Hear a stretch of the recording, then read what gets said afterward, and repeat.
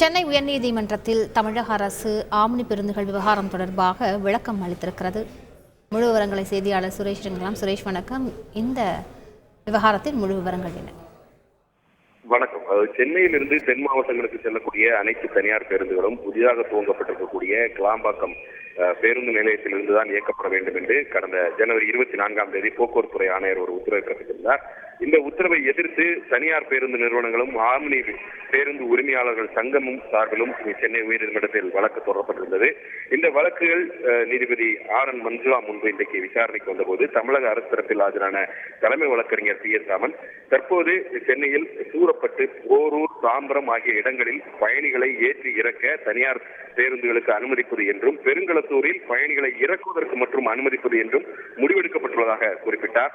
தொடர்ந்து ஆம்னி பேருந்து உரிமையாளர்கள் தரப்பில் ஆஜரான மூத்த வழக்கறிஞர் விஜயநாராயண், அனைத்து ஆம்னி பேருந்து நிறுவனங்களுக்கும் கோயம்பேட்டில் தான் கேரேஜ்கள் அமைந்திருக்கிறது என்பதனால கோயம்பேட்டில் இருந்து பயணிகளை ஏற்றி செல்ல அனுமதிக்க வேண்டும் என்று ஒரு கோரிக்கையை முன்வைத்தார்.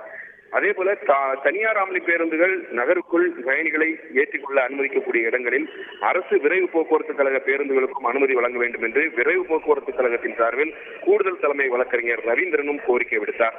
இதையடுத்து சென்னையில் அனைத்து இடங்களிலும் பயணிகளை ஏற்றி இறக்க அனுமதித்தால் கிளாம்பாக்கம் செல்லும் முன்பே பேருந்துகள் நிரம்பிவிடும், கிளாம்பாக்கம் பேருந்து நிலையம் கொண்டு வந்த நோக்கம் வீணாகிவிடும் என தெரிவித்த நீதிபதி, எந்தெந்த வழித்தடத்தில் ஆம்னி பேருந்துகள் பயணிகளை ஏற்றி இறக்க அனுமதி வழங்கப்படும் என்பது குறித்தும் அதற்கான மாற்று வழித்தடங்களையும் அடையாளம் கண்டு அது தொடர்பான வரைபடங்களை தாக்கல் செய்யும்படி தமிழக அரசுக்கு உத்தரவிட்டு இந்த வழக்கின் விசாரணையை பிப்ரவரி 9ஆம் தேதிக்கு தள்ளி வைத்திருக்கிறார்.